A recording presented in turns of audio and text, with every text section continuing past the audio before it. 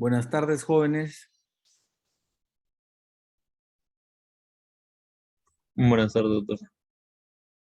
Vamos en esta oportunidad a revisar un par de temas que nos corresponde a este módulo.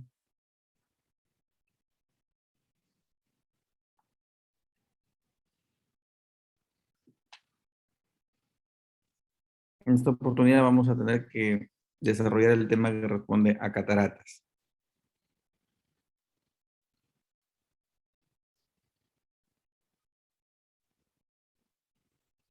Y para hablar de catarata, tenemos que hablar sobre el cristalino, que es una estructura, como su nombre lo dice, cristal de roca, que se encuentra dentro del ojo, ¿no es cierto? Es una lente biconvexa, transparente, situada por detrás del iris y delante del cuerpo vítreo, y está rodeado por los procesos ciliares que se superponen a su margen. Tiene funciones que son mantener su propia transparencia, refractar la luz y proveer la acomodación. No posee irrigación o inervación tras el desarrollo fetal.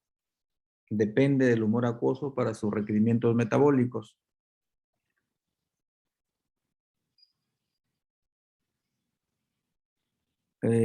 Las dimensiones del cristalino son diámetro frontal 9 a 10 milímetros, diámetro antero-posterior 4 milímetros, diámetro o curvatura de la cara anterior 10 también, curvatura de la cara posterior 6 y tiene un peso de 190 a 220 miligramos, que va aumentando con la edad, ¿no?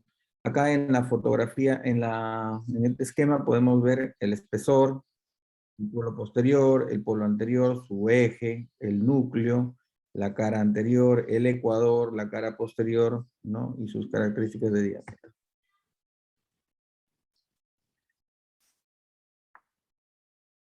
Relaciones. Se encuentra por detrás del iris, como podemos ver acá. El polo anterior del cristalino se sitúa a 4 a 5 milímetros de la cara posterior de la córnea. Esta es la córnea, la cara posterior 4 a 5 milímetros.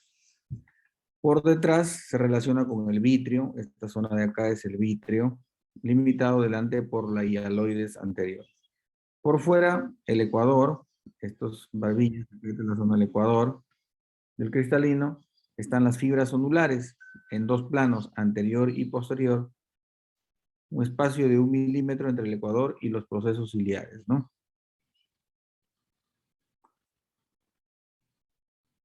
Está compuesto por la cápsula, el epitelio, la corteza y el núcleo.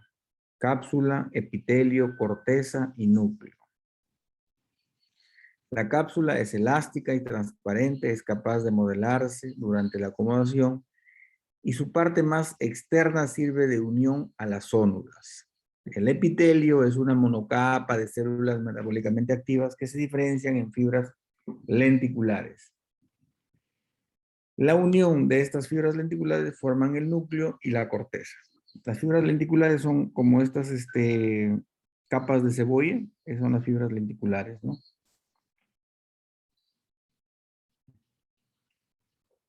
La zónula se origina de la lámina basal del epitelio no pigmentario de la pars plana y plicata del cuerpo ciliar y tiene aspecto de malla. Miren acá, estas barbillas acá abajo.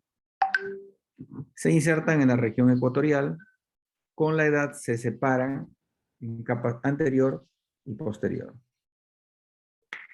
Función de sostén, intervienen en la acomodación y protege al cristalino de absorber la radiación UV. Dentro de las anomalías del cristalino tenemos que puede haber alteraciones de la transparencia, puede haber alteraciones del tamaño del cristalino, de la forma, de la localización, o puede haber una ausencia del cristalino. Entonces, lo que respecta a esta patología de la catarata es la primera, ¿no? Hay una alteración en la transparencia. Así que la catarata no es más que la opacidad parcial o total del cristalino y puede ser congénita o adquirida. Acá hay una clasificación, por ejemplo, morfológica, donde dependiendo de donde se ubique la parte opaca o la opacidad en el cristalino, se clasifica en capsular anterior, opacidad piramidal polar en la cara anterior, eh, capsular anterior adquirida, ¿no? Es cuando hay traumatismos, golpes, subcapsulares, posterior, anterior y nuclear cortical lamelar de las suturas, ¿no? En estas fotografías podemos ver una catarata nuclear incipiente. Miren, acá es la parte central del cristalino en este corte con lámpara de hendidura. Y esta es la área más opaca. Para acá está más transparente. Esa es una nuclear. Acá tenemos en la segunda fotografía una catarata lamelar, producto de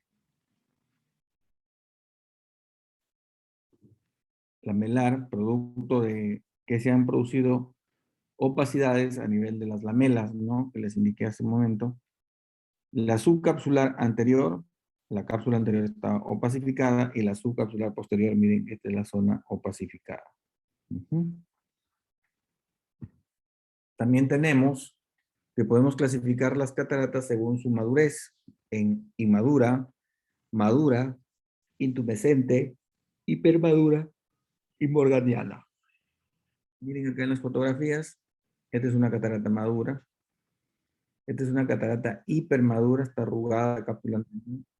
Esta es una morganiana, miren acá, si pueden ver, esta zona de acá ha caído, el núcleo se ha liquefactado toda la corteza y el núcleo ha caído. Y tenemos la catarata capsular anterior por un glaucoma, ¿no? De ángulos cerrados. Miren el punteado que se ve acá. Ha producido una opacidad, ¿no? Así es. Y otro es, de acuerdo a la madurez de la persona que lo sufre, podemos ser congénita, infantil, juvenil, presenil y senil. Entonces vamos a hablar de algunas cataratas del desarrollo, congénitas y del desarrollo, ¿no? Miren, catarata central pulverulenta. ¿Se dan cuenta? Es central y tiene la forma como un polvo, del espacio, ¿no? Miren, cósmico, un polvo cósmico. También se conoce como catarata nuclear embrionaria. Hay una pequeña opacidad redondeada bilateral con apariencia polvirulenta situada en el centro, miren. Tiene un carácter hereditario con rasgo genético dominante, ¿no?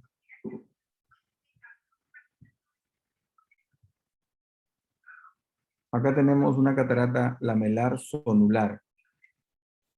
Es el tipo más común, que representa el 50% de los casos visualmente significativos, por lo general la opacidad bilateral involucra una zona del núcleo fetal alrededor del núcleo embrionario.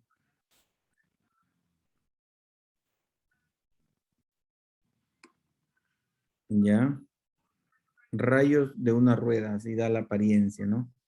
Puede ser genético o por deficiencia de vitamina D o rubiola materna entre los 7 y 8 semanas de gestación. El hipoparatiroidismo durante el embarazo también puede causar este tipo de catarata. Hipoparatiroidismo.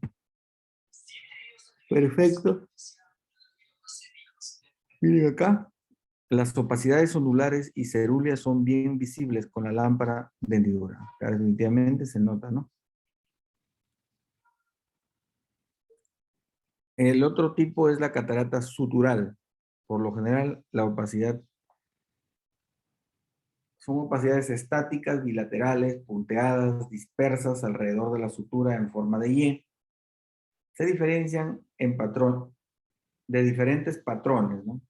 Tenemos la floriforme, la coraliforme, en forma de lanza y la embrionaria axial anterior.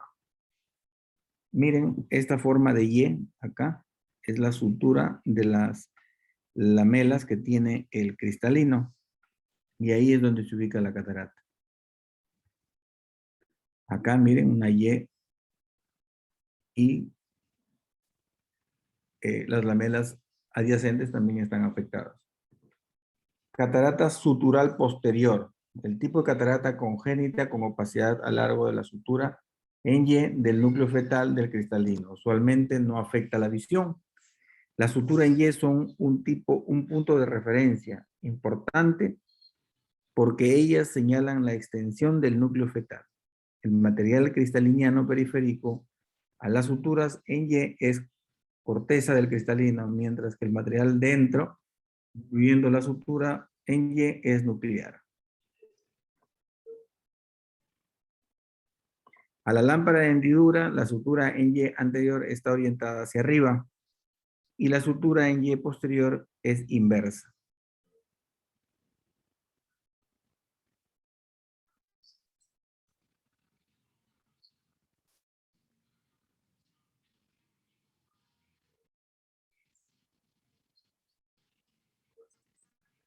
Cualquier infección, traumatismo o alteración metabólica a las fibras nucleares o lenticulares puede causar opacidad del medio cristaliniano transparente.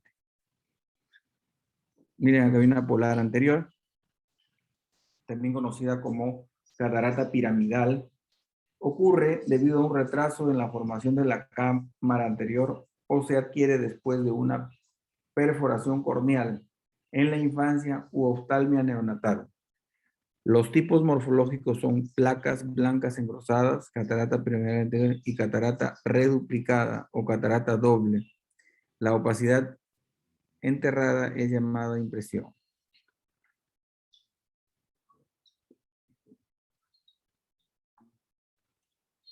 Acá tenemos una catarata polar posterior, miren cómo está bien marcada. Ocurre por persistencia de la cápsula vascular posterior del cristalino. Ya, esto sí produce una alteración severa de la visión. Acá tenemos la coronaria, ocurre en la pubertad y por lo tanto involucra la cabeza, el núcleo adolescente o la corteza más profunda.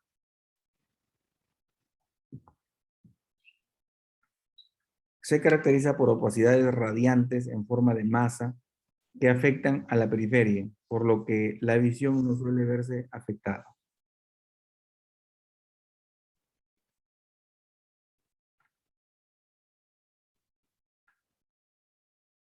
Catarata de punto azul, opacidades estacionarias, redondeadas, azuladas y punteadas que afectan el núcleo adulto o la corteza profunda. En grados diminutos es casi universal en ocurrencia, se desarrolla en la segunda década de la vida, no involucra la visión, se ve también en diabéticos. ¿Ya? Vamos a ver. Catarata total puede ser hereditaria o asociada a rubiola, ya sea unilateral o bilateral. ¿Cuál es el manejo de la catarata congénita? El tratamiento es quirúrgico, en forma de aspiración del cristalino o lensectomía con capsulotomía posterior y vitrectomía anterior en el procedimiento, es el procedimiento de elección. Entonces, aspiración del cristalino o lensectomía con capsulotomía posterior y vitrectomía anterior es el procedimiento, ¿no? Momento de la cirugía. ¿En qué momento se debe dar? ¿A qué edad? La catarata bilateral, cuando es densa, la cirugía tiene que ser temprana, a los 4 a 6 semanas de edad, y en parcial puede no ser necesaria hasta más tarde, si es que lo requiere, ¿no? Y la catarata unilateral, disculpen, unilateral, es densa. Si es densa, la cirugía es urgente en días. Puede causar, si la catarata puede observarse y tratarse sin cirugía mediante oclusión parcial para prevenir la ambliopía. O sea, cuando es bilateral y es densa, cirugía temprana, 4 a 6 semanas. Si es unilateral y es densa, urgente cirugía. Pero si es parcial, puede observarse y tratarse mediante oclusión, ¿no?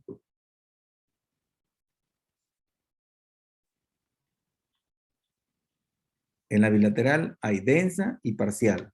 Densa, cirugía temprana, 4 a 6 semanas. Y la parcial puede que no sea necesaria la operación. En la unilateral, si es densa, cirugía urgente. Si es parcial, observarse y tratarse mediante oclusión para evitar la ambliopía. Pronóstico, el pronóstico usual es muy pobre en la catarata avanzada unilateral debido a la ambliopía por privación de los estímulos densos. Así es. Producen ambliopía porque son congénitas, ¿no? O desde el desarrollo. Corrección de la faquia pediátrica mayor de 2 años con implante de lente intraocular de cámara posterior y menor de 2 años con lente de contacto de uso prolongado o anteojos en casos bilaterales.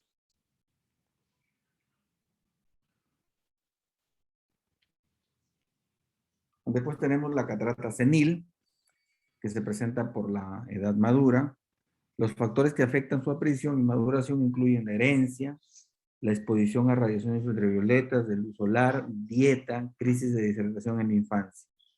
Las principales características bioquímicas de la catarata cortical senil son niveles disminuidos de proteínas totales, aminoácidos y potasio, asociado con una mayor concentración de sodio y una marcada hidratación del cristalino. Mientras que la catarata nuclear se acompaña de un aumento significativo de proteínas insolubles en agua que dan color marrón al núcleo.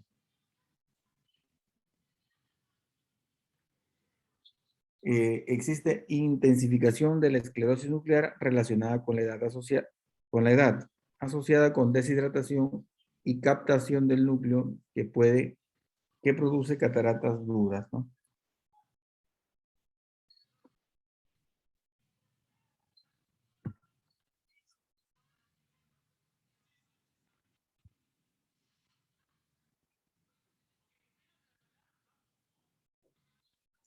Nos dice que el glutatión, el ácido ascórbico y la riboflavina son deficientes o están ausentes en las cataratas completamente ya desarrolladas. Estos son los principales agentes que intervienen en el sistema autooxidativo del cristalino. La catarata cuneiforme representa el 70% de los casos, la catarata cupuliforme el 5% de los casos y la catarata nuclear el 25% de los casos. La diplopia o poliopia monocular, etapa incipiente, ocurre en la catarata cuneiforme. La catarata cupuliforme o subcapsular posterior se encuentra justo en la vía de los rayos axiales y por lo tanto provoca pérdida temprana de la visión.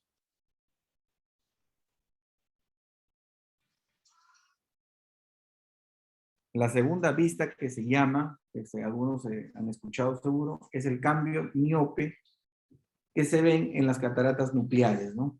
Han tenido incapacidad para ver de cerca, con con el paso del tiempo, hacen una miopía en uno de los ojos por una catarata y pueden ver de cerca. También tenemos la catarata metabólica o diabética.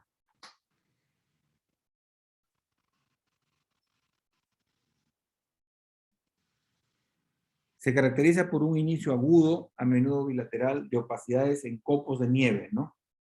Acá se ve como copitos de nieve. La acumulación del sorbitol debido a la vía de la aldosa reductasa dependiente de NAF es la principal responsable del desarrollo de la verdadera catarata.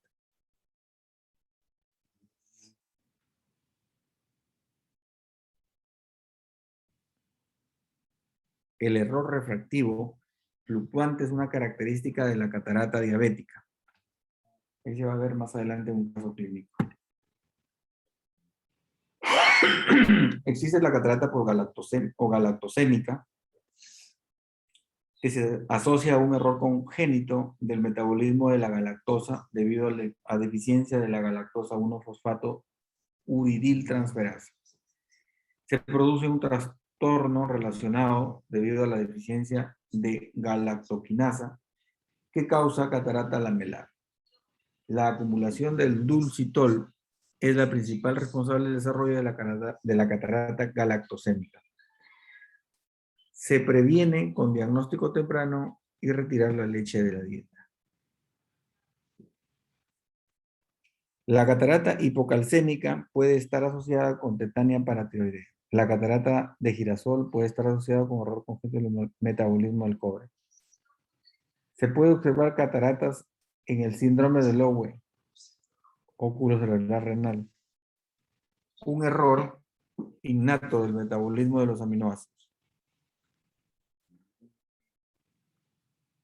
Otras características oculares son la microfaquia, el lentilobo posterior y el glaucoma en este síndrome de Lowe, ¿no? Catarata complicada puede ocurrir de forma secundaria con uveitis, retinitis pigmentosa, generación corioretiniana miópica y desprendimiento de retina alargada. La catarata subcapsular posterior se caracteriza típicamente por un brillo policromático y una apariencia de pan rayado.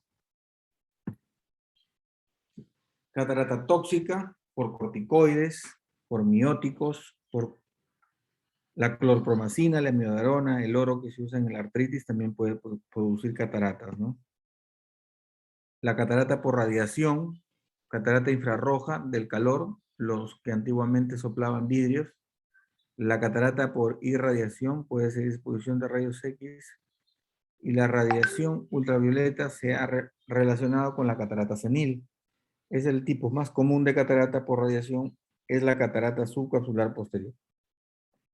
Recuérdenlo. También puede producirse catarata en los casos de descargas eléctricas, en la sindermatosa, se asocia a trastornos de la piel, dermatitis atópica, la traumática por golpes directos en el cristalino, la catarata en árbol de Navidad, que se ve en la distrofia miotónica, la catarata en escudo ocurre en la queratoconjuntivitis atópica, y la neurofibromatosis está asociada con cataratas subcapsulares posteriores. El manejo de la catarata en los adultos, la extracción extracapsular de cataratas con lente intraocular en encama posterior es el tratamiento de elección.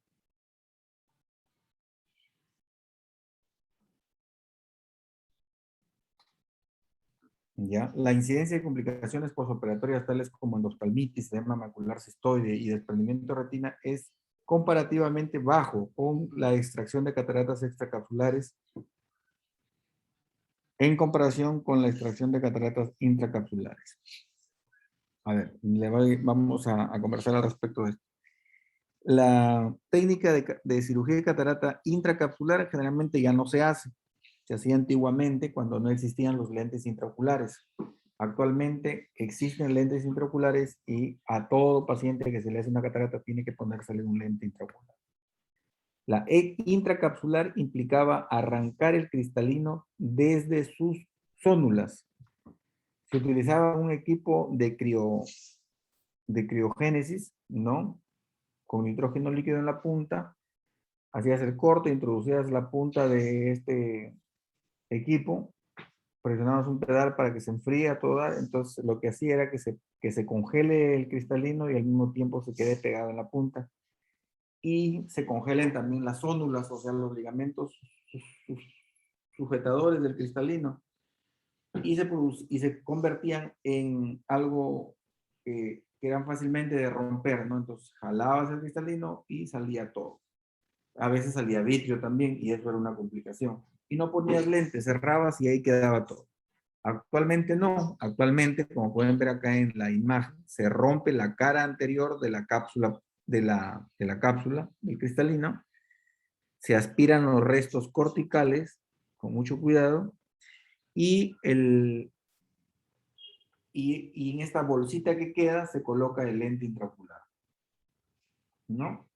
Entonces, posterior a la técnica intracapsular apareció la técnica extracapsular, ya donde se podía poner lente intraocular. Entonces hacías tu corte de más o menos 10 milímetros, rompías la cápsula anterior del cristalino con una técnica que se llama abrelatas, con un cistótomo, retirabas el cristalino, aspirabas los restos corticales y colocabas tu lente intraocular. Pero después de la extracapsular ha surgido una técnica que se llama de facoemulsificación. La facoemulsificación consiste en hacer cortes mucho más pequeños. Si en una extracapsular hacías de 10 milímetros, en una facoemulsificación haces cortes de 2.5 a 2.2 milímetros, muy pequeñitos, y con una punta de facoemulsificador, un equipo especial, fracturas el cristalino y lo aspiras, y colocas un lente intraocular plegable, ¿no? En cámara posterior. Esa es la técnica actual. De las extracapsulares se siguen haciendo y ha aparecido una variante que se llama Disculpen un momento.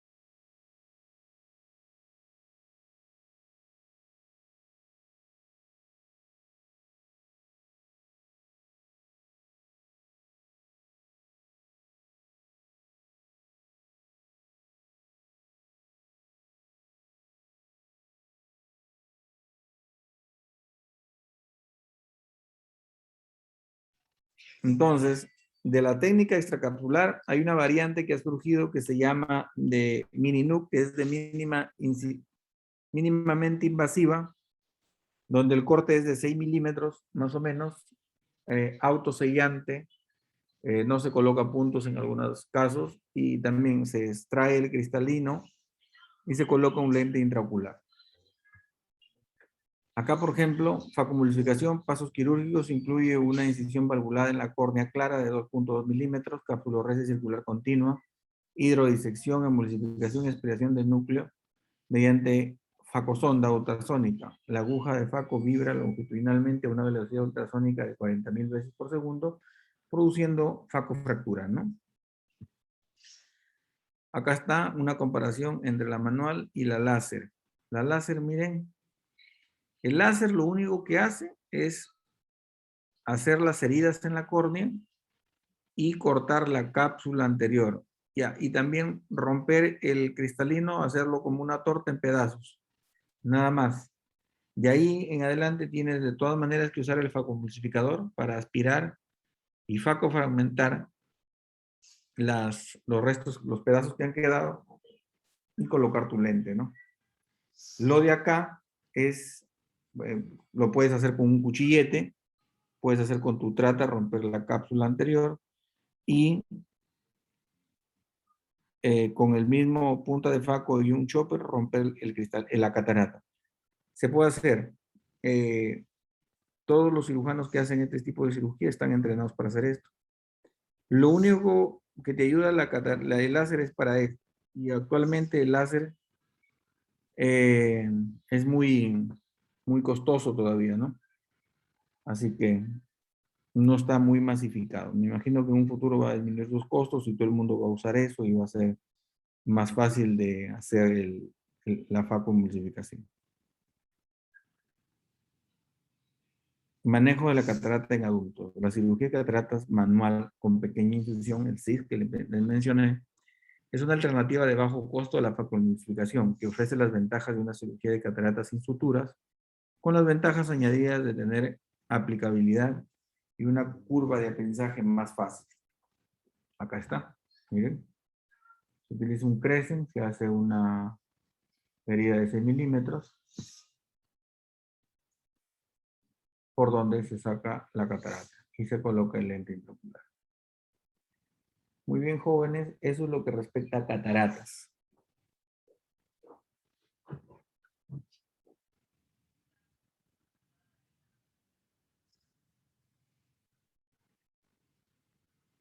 Ahora, el siguiente tema es ametropías.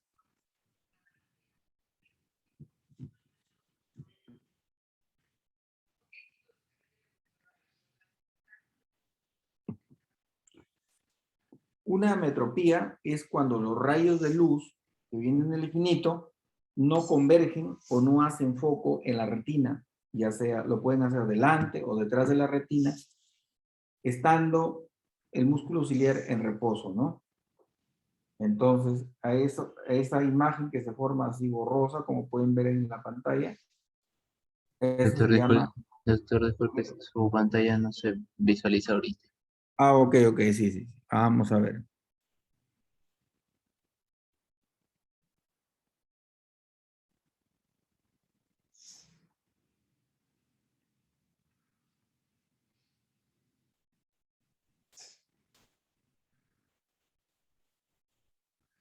Ahí sí ya se visualiza, ¿no?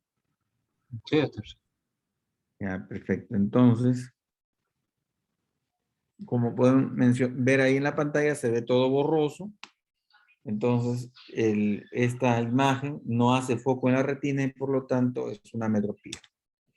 Las ametropías tienen características, tienen que ser susceptibles de corrección con lentes. Es prácticamente un mal funcionamiento, no hay alteración anatómica. El ojo no es capaz de proporcionar una buena imagen. Y algunos de estos defectos refractivos son la miopía, la hipermetropía, el astigmatismo y la presbicia.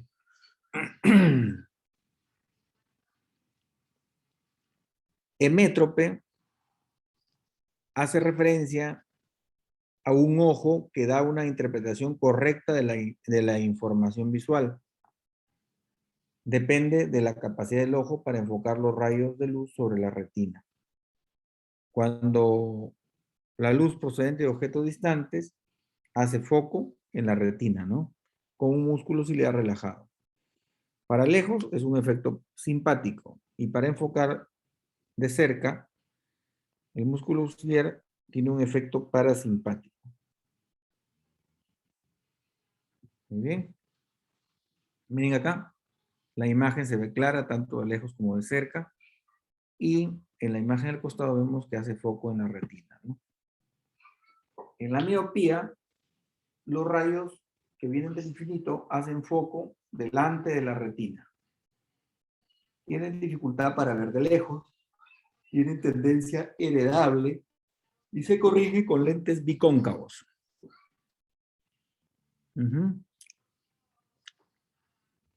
Miren, acá cerca la imagen es clara y a lo lejos es muy borrosa, ¿no? Puede haber miopía axial y miopía de curvatura. La axial se produce por aumento del diámetro anteroposterior del ojo y la de curvatura por aumento de la curvatura corneal o más raramente del cristalino.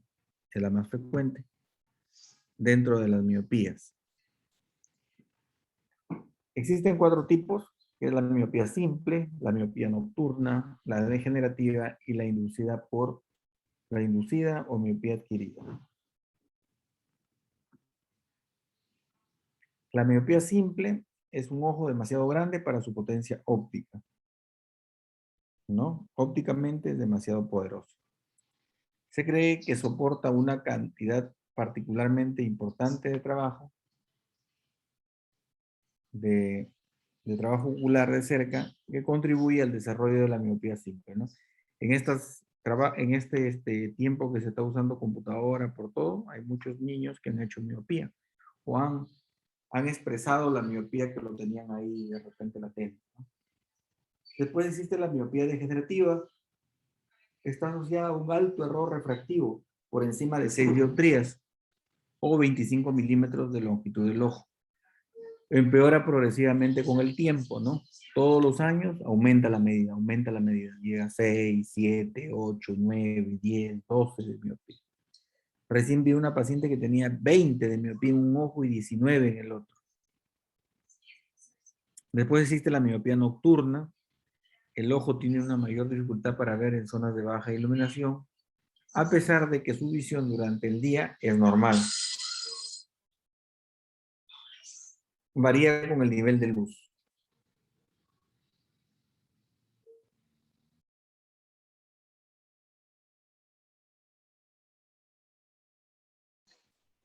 La miopía nocturna se cree que está causada por la dilatación de las pupilas, que dejan entrar más luz de la necesaria y lo que hace que se vea cada vez más,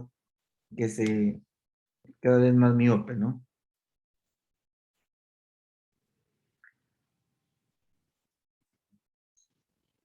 Las personas más jóvenes son propensos a verse más afectados por ese tipo de miopía. Y la otra es la inducida. Exposición a diversos productos farmacéuticos, aumento de los niveles de glucosa, esclerosis nuclear u otras condiciones anómalas pueden producir miopía. Se atribuye a la variación del índice de refracción de uno o más de los medios oculares. Las cataratas pueden conducir a la miopía inducida. Es un tipo de miopía que se produce cuando el ojo se ve privado de la visión de forma clara, ¿no? Es la segunda visión que hace un momento hablamos, ¿no? Cuando los pacientes miopizan, hacen catarata o el cristalino se vuelve un poco opaco, nuclear sobre todo, cataratas nucleares, producen miopización. Entonces los pacientes pueden ver de cerca. El otro defecto refractivo es la hipermetropía.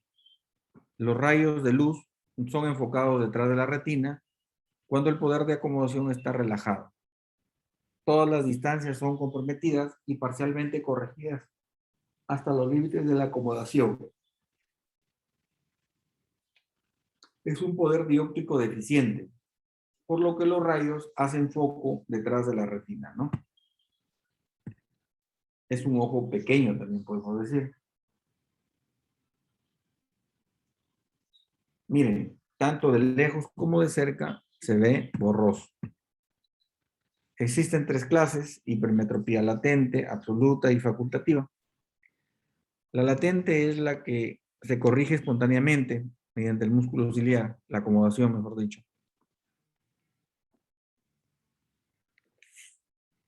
La hipermetropía facultativa es aquella que solo puede ser corregida mediante un esfuerzo de acomodación.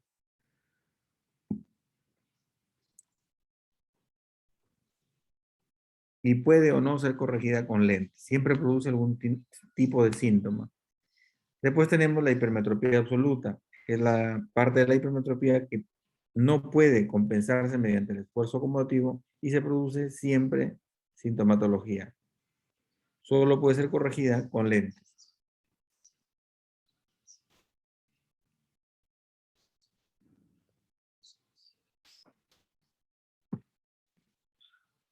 Miren acá, el otro es el astigmatismo. Para hablar de astigmatismo hay que primero ubicarnos.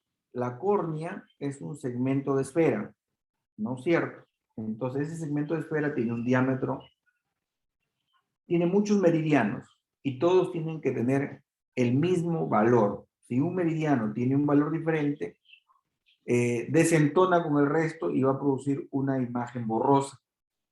A esa imagen borrosa se llama astigmatismo, porque un solo meridiano está alterado. Entonces, para ejemplos, para una cuestión de ejemplo, podemos decir, pues, tenemos un meridiano vertical y un meridiano horizontal. Si uno de los meridianos no hace foco en la retina, ya se produce un astigmatismo, ¿no? Así es. Los rayos paralelos que inciden en el ojo no son refractados igualmente por todos los meridianos. La imagen está distorsionada debido a que los rayos son refractados de diferente manera por los distintos meridianos corneales. Esto impide la formación de un foco único de la imagen, generándose un fenómeno de distorsión.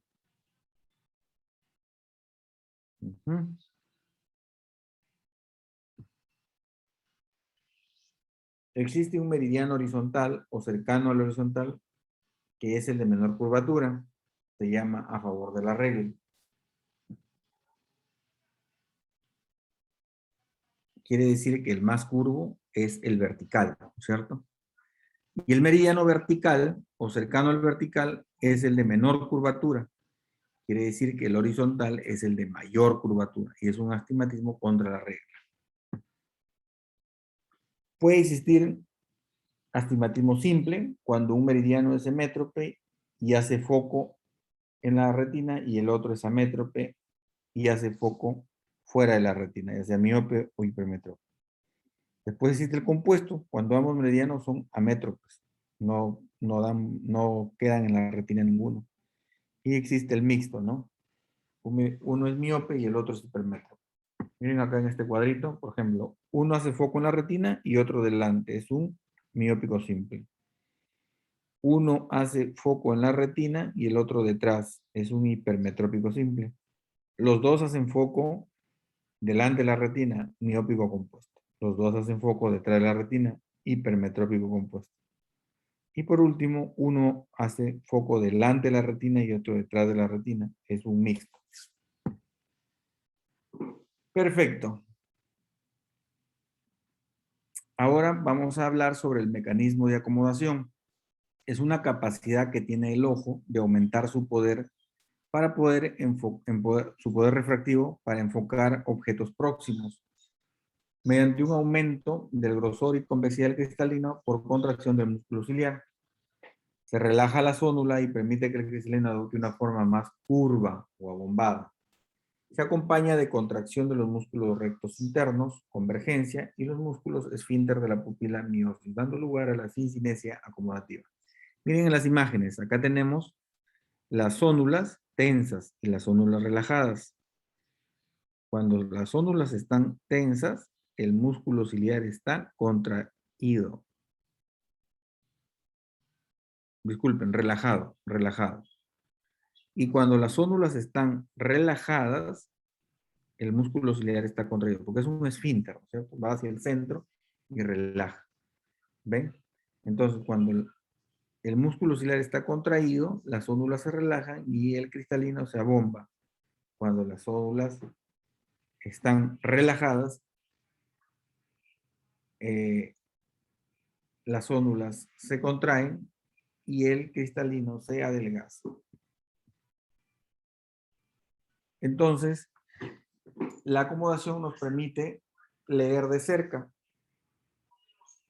Pero cuando llegamos por encima de los 40 años, esta capacidad de acomodación se va deteriorando y disminuye.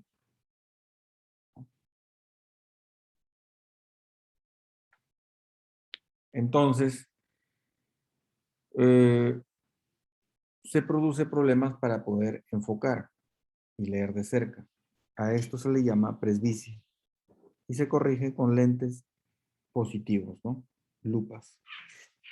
Miren, el cristalino ya no se vuelve duro, esclerótico y no podemos ver.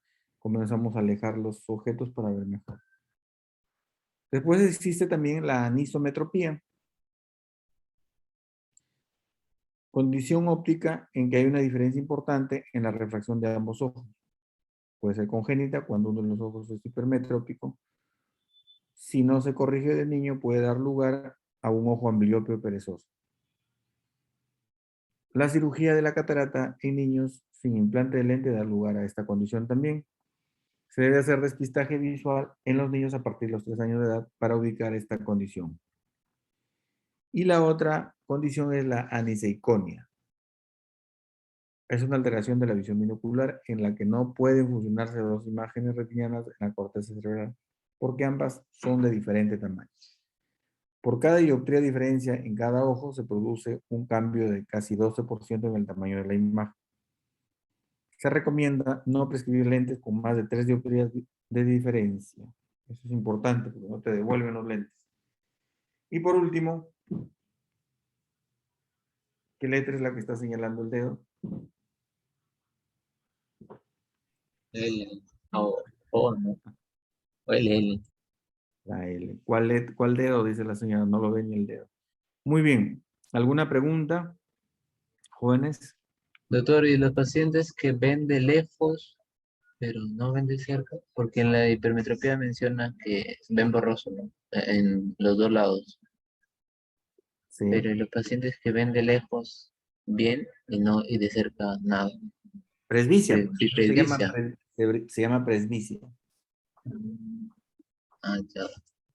Así es, se llama presbicia. Así es. A esos pacientes normalmente se les pone lentes de lectura nada más. Oh, Lentes, nada más lentes de lectura. Son los que tienen 40 años para arriba. Así es. gracias. Se corrige con lentes bicóncavos, no, biconvexos, disculpen, positivos, biconvexos positivos. La miopía se corrige con lentes bicóncavos o negativos. Y el astigmatismo se corrige con cilindros negativos por convención, ¿no? Porque también podemos ponerle positivos, pero por convención se utilizan cilindros negativos. ¿Alguna otra pregunta? Doctor, ¿y la ambliopía en qué consiste y cómo se maneja? ¿La qué? Ambliopía. Ese es un tema que tienen que revisarlo, tema de seminario o de, ¿cómo se llama? De fórum. Ahí está. ¿Ya? La ambliopía. La ambliopía es un ojo anatómicamente normal, pero fisiológicamente deficiente, porque no ha sido, de repente necesitó lentes, tiene de repente una ametropía, no ve bien, y como no se corrigió eso a su debido momento, porque los niños nacen todos con un problema visual y van, conforme van creciendo, va mejorando su visión, ¿no? Entonces no mejoró en un ojo y ese ojo quedó relegado por el cerebro y no tuvo mayor ejercicio visual y quedó ambliópico, ¿no? Así es. ¿Alguna otra pregunta?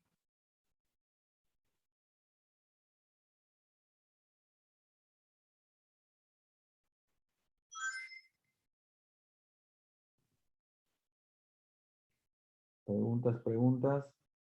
¿No hay preguntas?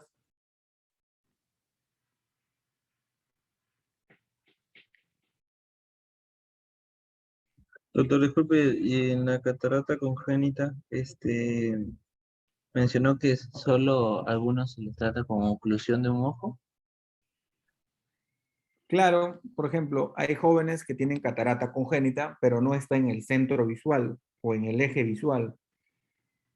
Entonces, les produce cierto grado de astigmatismo, se corrige con lentes, pero pueden ver y no hay por qué operarlos. En realidad, operar una catarata en un niño es un dolor de cabeza. ¿Por qué? Porque este niño está creciendo. ¿Y qué número de lente le vas a poner? Si el cálculo que le haces a los 6 años, ponle, es un número determinado, de aquí a los 12 años ese ojo va a crecer, va a cambiar de tamaño, entonces su poder refractivo va a cambiar. No le podemos cambiar el lente cada vez que crece. Entonces, lo mejor es hacer un manejo conservador. Cuando es parcial, pero cuando es densa total, hay que operar sí o sí, porque si no, se va a producir una ceguera por deterioración, ¿no?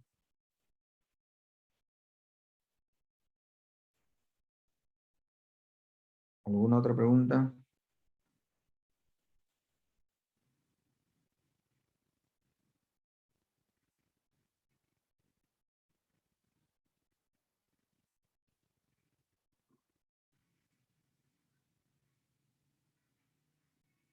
¿No hay preguntas?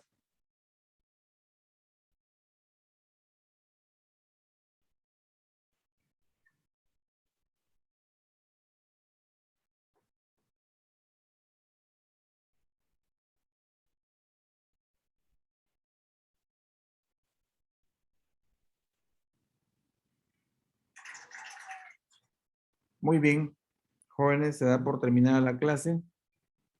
Ha sido un gusto. Muchas gracias, doctor. Buenas tardes. Gracias, doctor. Que tengan un buen examen. Me dicen que van a tener examen. Que vaya muy bien. Cuídense. Gracias.